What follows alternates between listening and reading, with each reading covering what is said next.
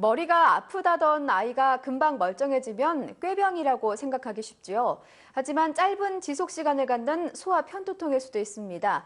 가볍게 생각하고 방치했다가는 만성 두통으로 악화될 수 있다고 하는데요. 소아 편두통의 특징과 치료법에 대해서 분당 서울대병원 소아청소년과 김한민 교수 전화로 연결해 알아보겠습니다. 안녕하십니까? 네, 안녕하세요. 예, 소아청소년기에 나타나는 편두통은 성인과는 다르다고 하던데요. 어떤 차이가 있습니까?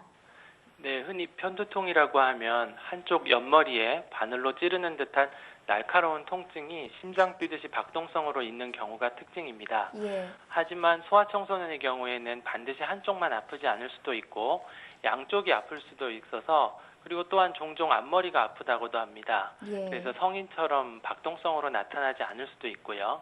예. 지속 시간은 성인의 경우 보통 4시간 정도 지속되지만 소아의 경우에는 1시간 만에 사라지기도 합니다. 예. 어릴수록 이러한 차이가 더 뚜렷하고 성장해서 소아들이 청소년기에 접어들게 되면 성인과 비슷한 양상으로 변합니다. 예, 그렇군요. 뭐 1시간 안에 사라지기도 한다니까 보통 아이들이 아프다 그러면 꾀병으로 오인하기가 쉬운데요. 그래서 소아 편두통인지 진단하기까지는 시간이 오래 걸린다고요? 네, 그렇습니다.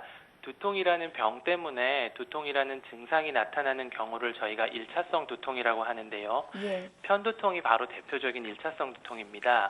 그래서 두통의 증상이 갑자기 나타났다가 또 갑자기 사라집니다. 예. 1차성 두통의 경우 증상이 있을 때에는 매우 심하게 아프고 아무 일도 못할 정도로 아프다가도 증상이 없을 때는 감쪽같이 사라지기 때문에 예. 꾀병으로 오인받기도 합니다.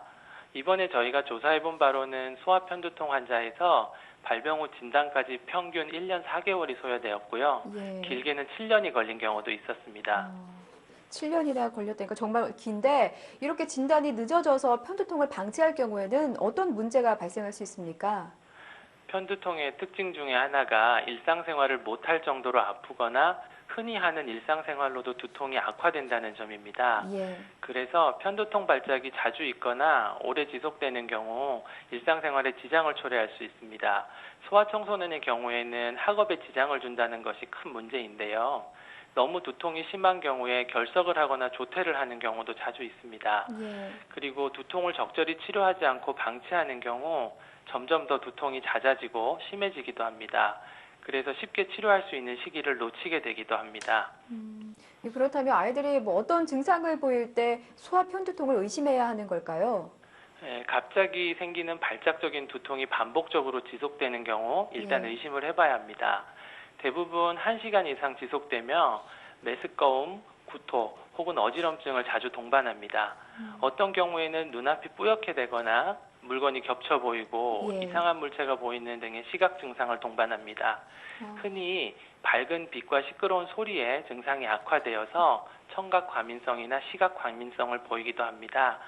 대부분 이런 두통은 쉬거나 자면 좋아지기 때문에 아이들이 자고 싶어하는 모습을 자주 보이고요. 예. 아주 어린 소아의 경우에는 어지럽고 머리가 아프면서 얼굴이 창백해지는 그런 비특이적인 모습만 보일 수도 있습니다. 예, 그렇군요. 어쨌든 뭐 치료가 빨리 이루어져야 만성 편두통을 막을 수 있을 텐데요. 그렇다면 치료법은 어떻게 해야 됩니까?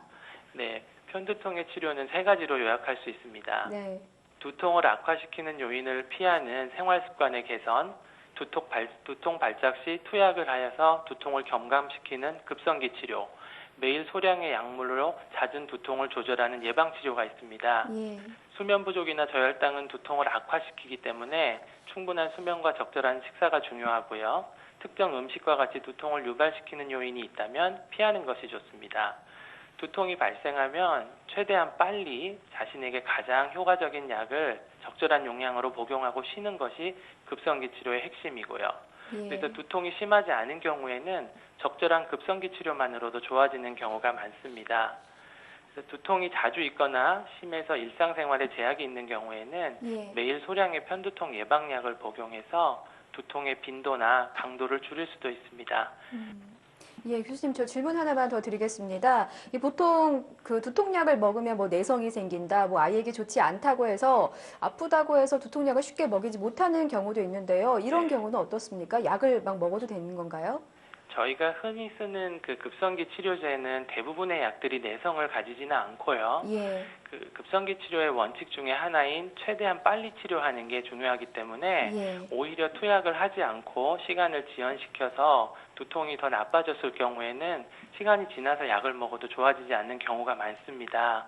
그렇기 때문에 최대한 빨리 약을 먹는 것이 중요합니다. 예, 그렇군요. 무엇보다도 아이들의 현재 상태가 어떤지 좀 잘 살펴볼 필요가 있는 것 같습니다. 네. 지금까지 분당 서울대병원 소아청소년과 김헌민 교수였습니다. 오늘 말씀 고맙습니다.